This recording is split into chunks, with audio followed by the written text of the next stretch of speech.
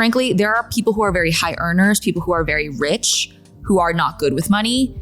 The problems don't go away. They just have more zeros. Yeah. And if you don't have healthy money habits when you're making 40 grand a year, you're not going to have healthy money habits when you make 400 grand a year, $4 million a year, $40 million a year. Yep. And you better figure those out early. Otherwise, the consequences are larger, the stakes are higher, and it all just becomes so much scarier. I'm Susan Yara, and welcome to My Life Online. We're going to have a lot of fun and learn a lot together.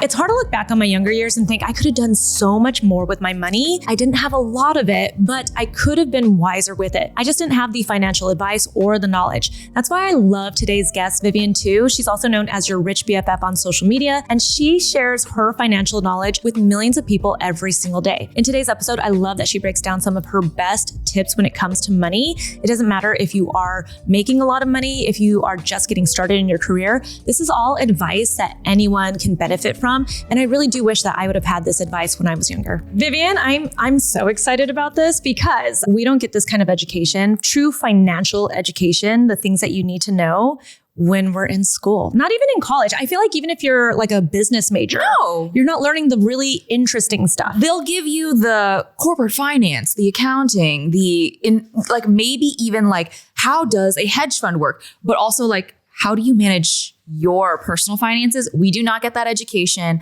Very few schools offer it. Some states are starting to mandate it in public schools, but for the most part, you don't need to get this education. But isn't it kind of weird? We get all these years of math and science and history and reading. And not to say that those have not come in handy for me, but I have not used Pythagorean's theorem for quite some time. However, it would have been nice, like the first year I filed taxes, to not think I was going to jail. Agreed. Because I didn't know what I was doing. And I was like, there's no way TurboTax is getting this correct. Well, and not only that, you see like celebrity stories, like this celebrity is going to jail for tax evasion. Yes! And you're like, oh my gosh, I was wrong about $20. Yeah. And you're like, I'm going to go to jail now. Yeah, exactly. It's scary. Okay. Well, all that said, let's hear a little bit about your background. I feel like everyone watching or listening knows who you are, but just in case we've got a new person. Yeah. So I started my career as a Wall Street trader. I went to the University of Chicago, which is very much, an economics, like a feeder school for these Wall Street jobs. I thought my life was going perfect. I was like, it's all going according to plan. Everything was amazing. I started my job as an equities trader. I worked at JP Morgan, had the most amazing mentor, and she was the only other Asian woman. And I learned everything I knew from her. But then a year and a half in, as things do happen on Wall Street, there was a shakeup. The head of my desk got let go. So my boss's boss's boss got let go. Okay. They brought in a new guy. He fires half the team. So the same people that I came up with as an intern, who trained me as an analyst, suddenly half those folks are gone. A whole new slate of people have come in. And it felt like I had to start back from square one. Oh. And it was so overwhelming. And this new boss found out that I had a little bit of a skill set that, normally trading analysts don't have. So he actually moved me from my mentor to a new boss. And that, my friends, was the beginning of the end because he absolutely hated me. Couldn't do a thing right for him. He was constantly critiquing like how my performance was and how I looked and how my nails click-clacked on the keyboard. And like, certainly I got the performance comments. Like, you want to better me as an employee. Great. I love that. My mentor did that too. But she didn't make comments about what I was wearing.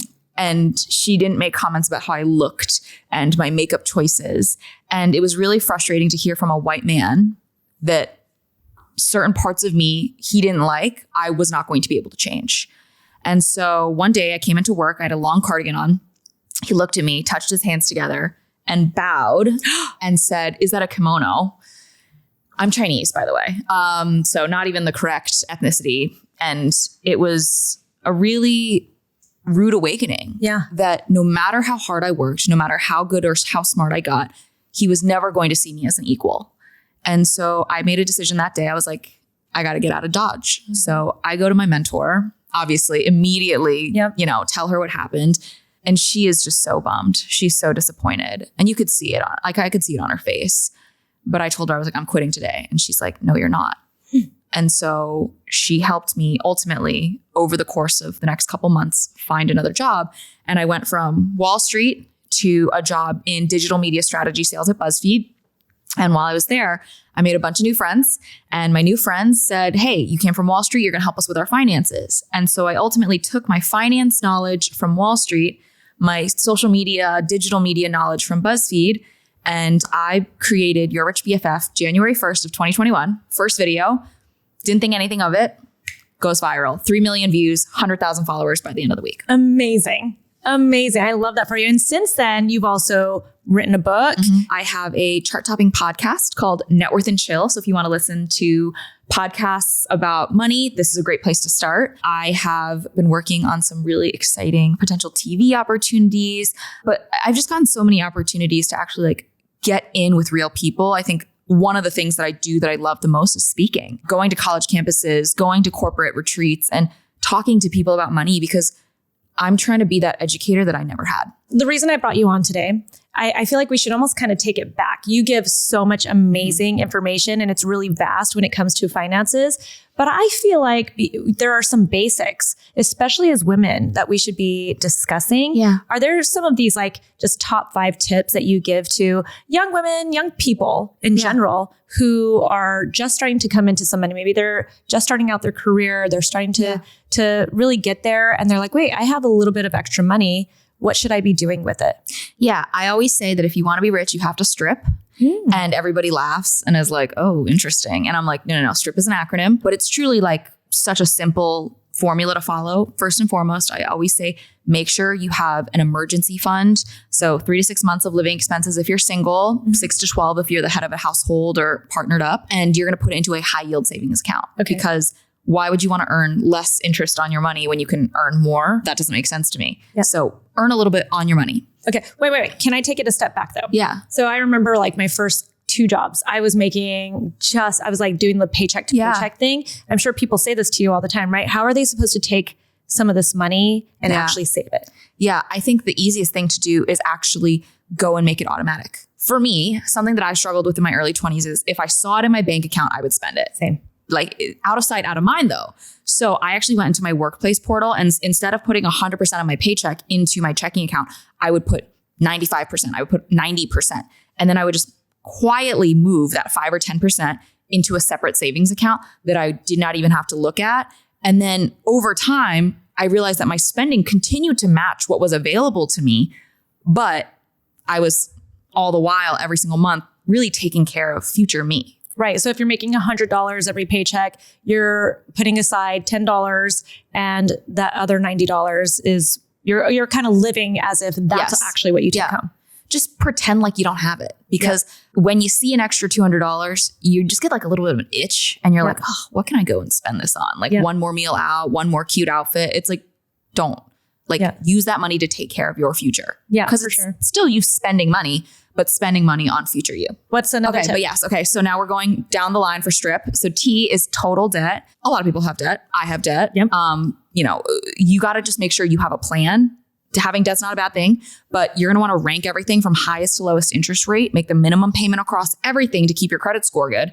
And then any additional debt pay down funds you put towards the debt with the highest interest rate. And the reason we do this is because of math. As compounding works, the higher the interest rate, the more you're going to have to pay on something. And so when we're looking at the debt stack of like dangerous to like most innocuous, we're talking like credit cards are at the top. Then you've got things like car loans. Then if you got a mortgage loan at like a 6-7%, it could be maybe here. But if you got one when I got one with a 2 handle on it, it's all the way at the bottom. Like federal student loans typically are at the lower end of things. Private student loans are probably a little bit closer to those car loan rates. But like now you have a general understanding of like what is like quote unquote bad debt versus what's debt that you can kind of keep slow rolling and it's not that big of a deal. Right. So it just helps you manage your money. This is a question that I get from a lot of people, and I've seen this happen. Yeah. You were talking about student loans. Yeah. I feel like anybody that I know who has come into a chunk of money, the first thing they want to do is pay off their student loan. And you don't think so? Well, so I don't think they should. Okay, why? In some cases. Some cases, okay. So if you have like a private student loan that's at like a 10, 11, some people have like crazy like 15% interest rates on those private student loans. Yeah, pay that down. But if you graduated from college roughly when I graduated from college, people were getting 3, 4, 5% federal student loans. And those are very different than those private loans that are at a much higher interest rate, because when you come into this chunk of money, if you spend all of that money paying off your student loans, you are actually saving less on those loans than you would have made in gains in the broader market. So this is the 7% essentially is the tipping point of how you decide of should I invest or should I pay the debt down? If it's below 7, you can slow roll it and start investing because you're realistically likely to make more investing than you would save paying off that debt early. Whereas if the debt it has above a 7% interest rate, typically it makes more sense to pay the debt down first. And you're not even necessarily saying like hardcore investing, like getting into the stock market. You're saying put it into... No, I am saying put it into the stock market. Okay, like what we're benching against is the fact that the S&P 500, since its inception, has returned roughly 8 to 10% per year. And some years it returns 20%. Like this has literally happened in the past couple of years. So this is just to say, like, you will realistically make more if you invest in a diversified portfolio that tracks the market than you would trying to pay this debt off early. But again, that is the math. That is the correct quote unquote way to do it. For some folks out there, they're just going to sleep better. They're going to operate better without having that debt on their back. And they can do that. Personal finance is personal. For me though, I'm a woman of numbers. So I want to make sure that I am paying the least in fees. I am making the most of my money. And that is why I operate by the rule of 7. Yep. Makes complete sense. The rule of 7. I love that. I'm going to keep that one in mind too. 7's a good one. What's the next one? Retirement. Okay, retirement. So we have to talk a little bit about taxes in this one. The government treats us like we're babies. Okay. Great. In the same way that they want you to do something, they'll put a carrot in front of you or like a piece of candy and they'll like, fish line you over. In the same way they don't want you to do something, they'll slap you on the wrist for it. And so what they want us to do is prepare for retirement, because if you don't, guess who has to take care of you? The government. They do. Exactly.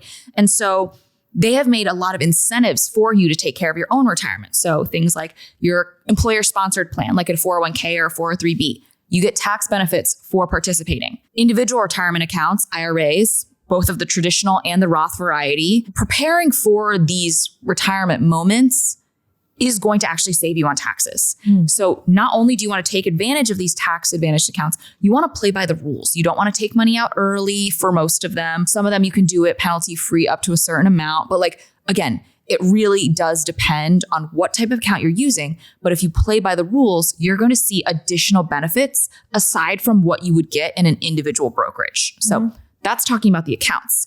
But this is the problem people make. They take all this cash and they put it into their Roth IRA and they're like, I'm done. No, you're not. You've just put money into a bag. Just think about it like a bag, right? You need to actually then take that money and buy stuff. So that moves us into investing. Okay. With the money you've put into those tax advantaged retirement accounts, you need to buy investments. Okay. Which now I have somebody basically who handles that for me. So like, I don't have to think about it, but I made this mistake prior to finding somebody that could actually help me understand this. So this is the stuff that I'm really curious about. I spent basically my 20s and my 30s not doing what you're about to say. Yeah. I mean, like, listen, I've had other U Chicago alumni. This is a top 10 school in the country. And people always are like, I literally just checked and realized that I had been contributing to a Roth IRA for the past 8 years and had never allocated $1. Not once. And they were wondering why investing wasn't working for them. Baby didn't do it. It just sat there. It just sat there. In this account. Yeah. I just put it aside. You might as well have put it into a saving, like a traditional savings account where you were earning nothing on it. Is this the same with the 401k though? Can you also invest? For the most part, yes. So if you put your money into a 401k and you don't allocate it, typically it sits in cash reserves. Some employers have put up safeguards essentially that they will like allocate your money for you after a certain period of it not being allocated, It depends on your employer. But I would always check to make sure that you're making those choices, because I don't like to give that choice to my boss. I don't like to give that choice to the government. I don't like to give that choice to anybody but me. Yeah, that makes sense. So I remember one of my jobs, they did have kind of like a safeguard. It was like you basically just clicked and it was based on like a risk, I guess, like how risky it was. How risky your profile was. It was like a really risky, they kind of said it like this. It was like 3 categories. It was like really risky, and conservative or something like that. And I remember thinking, I'm going to go conservative until I start talking to people in finance and they're like, you're young, you should be risky. Very risky. in your 20s and 30s, you should be nearly all equities versus bonds because you have the precious gift of time. Yep. And that's really what makes you money, not even having the money. It's the time that makes you the money. So investing, if it's really confusing, I don't want people to be like, okay, I got to cherry pick perfect stocks. It's like, you think you're going to get that right? I watched hedge funds blow up over this. Yeah. They could not figure it out and they had billions of dollars of resources at their fingertips. Right. So what I always say is invest in index funds, ones that track the market, invest in sector funds that you are interested in, that you think have potential. If you really don't know what you're doing, a target date retirement fund, you just calculate the year where you turn 60 and then invest in the fund that's associated, because you're going to see target date retirement fund 2030, 2035, 2040, 2045, and all the way up to 2075 at this point. I think that's kind of what it was that they had set forth. It was these categories and it listed out what was being invested into, and then it just listed out the riskiness of it. Yeah. And so now you can kind of just pick what year would you turn 60. And then if even all of that still is confusing you, stressing you out, just open up your account with a robo-advisor. You take a quick quiz about your money goals, how much you have, how much you spend, what your retirement dream looks like, and they'll pick investments for you. You're going to pay a small fee on that. But honestly, I'd rather you use a robo-advisor and get invested than not do it at all. Yeah. If you have that kind of access, that's so nice, because like I said, now I have a portfolio manager. This person is managing all of these decisions for me, and I don't really have to think about it. But if I would have had, I obviously didn't have the opportunity to have a portfolio manager back then, but it would have been so nice to have that. I will say one thing. Yeah. A portfolio manager or a financial advisor makes sense for you. Yes. Because you have a very complex financial situation. Not only do you own a business, have sold a business, you run it out of multiple different geographies, what have you. You got a lot going on. You've got money coming in from that. You've got money coming in from social. You've got money coming in from all of this other stuff. For the average person, a financial advisor usually doesn't make sense. Yeah. The fees are too damn high. Yep. Because you can do it cheaper and just as well on your own through a robo-advisor who charges maybe a third of what a human would charge.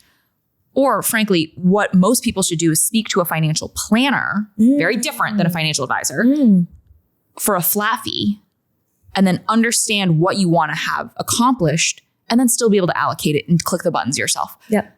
Financial advisors typically only make sense if your financial picture is very, very complicated, which mine is personally getting to that point. Yep. But, it really doesn't make sense for most people. Yeah, no, and to be clear, this is only in the last few years that a recent development. Yeah. And it's because I'm like that meme where she's like it's her face and it's all these numbers and things and symbols all around her head. That's in my 20s or in my 30s, I really wish that I would have had a robo-advisor or anyone that could have helped me out. And actually I remember in my 20s, I did meet a guy who was a financial advisor, and he just could tell that I was so lost when it came to finances. And he did actually sit me down and give me some advice. Yeah. And then he was like, I'll do a presentation for you and your girlfriends. And he actually did a presentation for us too. And that was so helpful. That's really was. So nice. If anything, it just made me realize I wasn't thinking smart with money. Even if I was only making I think at the time I was making $40,000 a year. It doesn't matter how much you make though, because frankly, there are people who are very high earners, people who are very rich,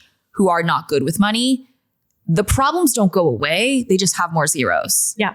And if you don't have healthy money habits when you're making 40 grand a year, you're not going to have healthy money habits when you make 400 grand a year, $4 million a year, $40 million a year. Yep. And you better figure those out early. Otherwise, the consequences are larger, the stakes are higher, and it all just becomes so much scarier. I know. Yeah. If anything, it was just understanding that I wasn't thinking the right way with money. Yeah. Okay. So investing though. Yes. So investing, we should all be investing as soon as possible, frequently.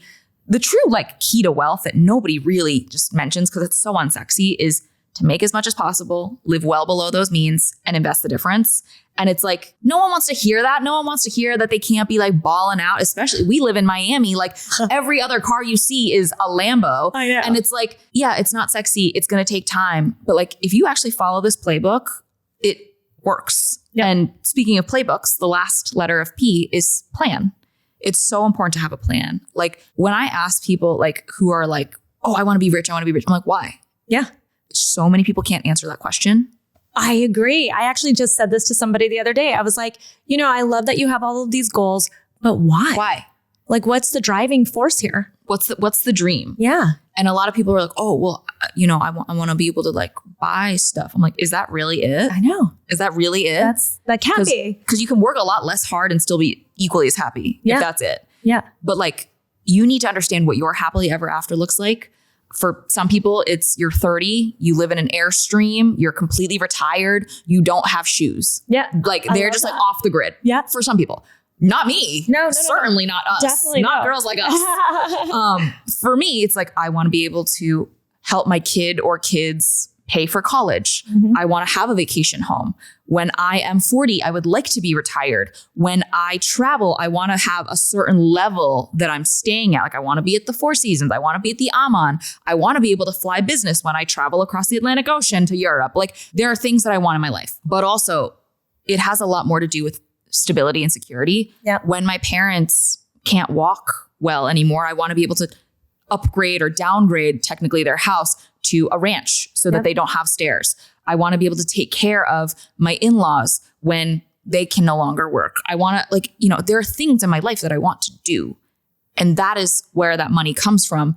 And I am so lucky that part of the ethos of my brand is also being able to help millions of other people kind of get there too. Yep. And so it's really important to know what your dreams are. And then it's important to calculate back what that's going to cost you. And this is what I like to call my FU number. Your FU number is essentially how much money it would take for you to be able to kick over your desk and tell your boss, FU, literally. And so the way you calculate this is you close your eyes and you imagine your perfect year. Okay. You live where you want to live. You vacation how you want to vacation. You take care of all of those people, pets, what have you in your life that you want to take care of. And you have to figure out roughly how much does that cost for 1 year. Yep. And then you're going to take that number and you're going to divide it by 0.04, which represents a 4% conservative investment return. That's super conservative right now. Then you will get a bigger number. I say this because all of my non-math friends are like, wait, but the number I got was bigger. It's like, yeah, it should. You're going to get a bigger number. And that is how much money you would need to have invested to completely take care of your life. You would never have to work again. It would be able to throw off enough interest, essentially, to get you paid what you needed to get paid to live your dream life. This is a happily ever after number, but most people actually reach happily ever after way before this number. Yeah. Because for me in retirement, I don't plan on never working again. Right. I'd like to maybe sit on a couple charity boards. I'd like to still continue speaking. I'd love to be able to donate a speaking for every one that I get paid to do. I go do in, underprivileged communities or at schools, what have you. But like I would still make money in retirement. So it doesn't need to be 100% of my annual income, but having more and more money invested, your money can work hard for you and sponsor your life versus you having to do it through labor. I love that you're like, you have to calculate your number. I don't think I've ever talked about this. My former business partner and investor in my brand, when I first started talking to him about working together, he kind of did this whole thing. Well, what do you want money for? And I was like, I want to retire my parents. I hate that they live paycheck to paycheck and they're getting older and older and they're doing this for people that don't even appreciate them. I want my nieces and my nephews to feel like they can go anywhere they want for college and not feel stressed out about it or feel like they don't have the opportunity to go where they want to go. I want to be able to be secure with my kids. If they get sick, it doesn't matter. They're getting the best no matter what, all of these kinds of things. Obviously bougie things are nice. I love having nice things, but you know what's so crazy? When you answer that question, nobody says a Birkin.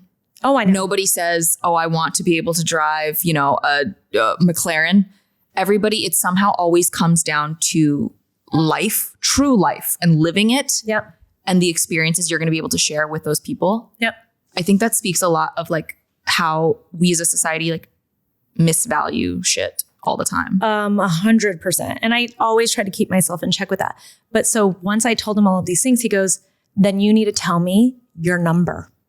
And I was like, I don't think I've ever thought what my number is. And I had to sit there. He was not going to invest in me until I came back and I said, this is my number and why. Yeah. So I actually had to go back to him and say, I had to think about it. I thought about it for like a couple of weeks and I did some calculations and I said, this is my number and this is why. One of the questions that we got from our viewers was, credit cards? Oof. Are let's they talk. like, should you have credit cards? What should you think when it comes to credit cards? I always hear like, pay it off. Yeah. So to quote a philosopher named Drake, you need to know yourself. Yeah. If you are going to have a credit card, because the thing is, credit cards can be an amazing tool or they can be really, really scary depending on if you know how much self-control you have. So the way credit cards in theory work in a utopia, okay, you get a credit card, you spend on the bank's money for 1 month, and a month after that, you pay that balance off in full on time. You do that, you're getting rewards and points for free flights, you're getting hotel upgrades, you're getting lounge access, you're getting cash back, you're getting all of this amazing stuff. No, like, how could you lose, right? Right. The problem becomes when you overspend during that period and then a month later and you're like, I don't have the money To pay it back. Correct. Because then you are paying anywhere between 20 to 30% annual percentage rate on the stuff you bought. And it is so exorbitantly expensive to do that. Yep. So what I say is credit cards are great because they have built-in protection. If it gets lost, if it gets stolen, any erroneous charge gets put on, like the bank goes after them and you get your money back. Whereas with a debit card or cash, you drop that thing, people spend on it, it's gone. That's your problem. But credit cards can also be very scary because once you start getting into credit card debt, it can be very hard to get out because those interest rates are so high. So when you are deciding on whether or not to have a credit card, I would say start with something with a low limit so you can test to see if you have that responsibility. And then once you do, it's okay to start ramping up because ultimately having credit cards helps you build your credit, which seems so counterintuitive, right? Like you don't have credit, you can't get a credit card, you have a credit card, you build your credit. But like to be a responsible credit user and having a high credit score ultimately is going to make it cheaper and better when you get a loan for a car or a home or even for your business. And that is going to help you save money in the long run. You know, I remember, again, I go back to all the things I used to listen to in my 20s. They would say, if you've got like a 24% interest rate on your credit card, call them and ask them to lower it. I remember I called and they were like, no. I was like, oh, they made it seem like this is easy to just ask. And they said, no. Later on, I think I had a much better credit score. I was spending more. And then they did. When I would ask I'd be like, I'm going to leave then. And they'd be like, no, we'll lower your interest rate. So you have to remember in the financial world, we feed the rich and starve the poor. So when you have a high credit score, you are a responsible credit user. When, you got a lot of money in the bank, you got that good job, you got, all the pay stubs showing you everything you're supposed to see, they'll do whatever you want. Yep. They will bend over backwards to not lose you as a client. But the people who are living paycheck to paycheck, don't make a lot of money and need help, need just like a little bit of slack, they're not going to give it to you. Right. And it sucks. The people who pay the most in late fees, in account balance, minimum fees, in all of those other crazy FIFO FOMs are the people who can least afford to. Yep. And it's messed up. It's so messed up. I always talk about this. When you're poor, it feels like a cycle, just a trap. Everything compounds. Everything seems to be more expensive. I talk about this in my book, Rich AF, The Winning Money Mindset That'll Change Your Life. But it's like when I was an analyst on Wall Street, you had to wear nylons every time you wore a skirt. Okay. And I did not have enough money because I had a very expensive apartment to rent in New York City. I wasn't making that much money. I did not have enough money for Wolford tights or the sheer text tights or the really fancy tights. That aren't going to like tear on you every second. Correct. They were like anywhere between $60 to $90. I didn't have it. Yep. So I went and I would go buy like $6 legs. Yeah, legs at the CVS. Yep. And you know what would happen every single time I would wear my legs? Rip. There's a hole in the crotch. You're using some nail polish to try to literally just trying to extend the life of this legs. But the problem is legs. But over the course of a month, I actually looked at the back of my drawer and I had like a dozen pairs of legs that I had spent $6 on each pair. I'm like, it would have been cheaper for me to literally just go get one good pair of tights, one good pair of nylons that wouldn't rip, because I would have spent less money over the long term. But because I didn't have the money up front to be able to do that, I was stuck in a cycle of having shitty tights, but also spending more and more money. And it's it's sad because it's literally a tax on the people who don't have money. I know. I had that realization. I remember with like fast fashion, you know, I'd be at like Forever 21 every week buying new things because it's not going to last. I would wash it's not the right size. Exactly. And then you look at your closet at the end of the year and you'd be like, I could have bought some really nice cashmere sweaters, like 2, and they would have lasted me longer, probably for years. Bought some really nice slacks, you know, like a couple nice pairs of jeans, but instead I was spending way more because I was also, it'd be like, I have $20 here. I have $40 here. I don't have just this lump sum of like $250 to go spend on a sweater, on one sweater, when I could have used, you know, $50 to buy like 2 dresses or something. And now it's like, it really is a cycle. The biggest difference I would say between people who have money and who don't is being able to make decisions when all of your needs are met. Yep. And that is so, so different, right? Like my family certainly did not have a crazy amount of money growing up, but something that was really important to my Chinese immigrant parents was that I would go to a good college. Mm-hmm. And if they told me, they were like, whatever college you can get into, we will pay for. And obviously I then had to apply for as many scholarships as possible, got some merit through the school itself. My needs were met. Mm-hmm. And so then I could really focus on my education.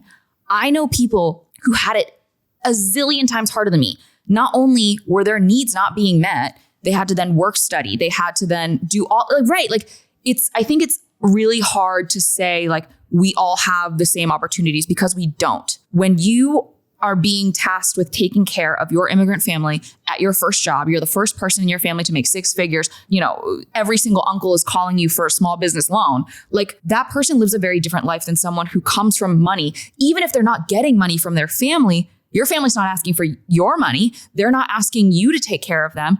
It is so crazy. And I think that's in part why I'm so frustrated with how most people don't see it that way of like, we should not be arguing left versus right. We should not be arguing this state versus another state. We should be arguing, why are the people who have not looking out for the people who have not? Yeah, I completely agree with that. I think that there is an obligation.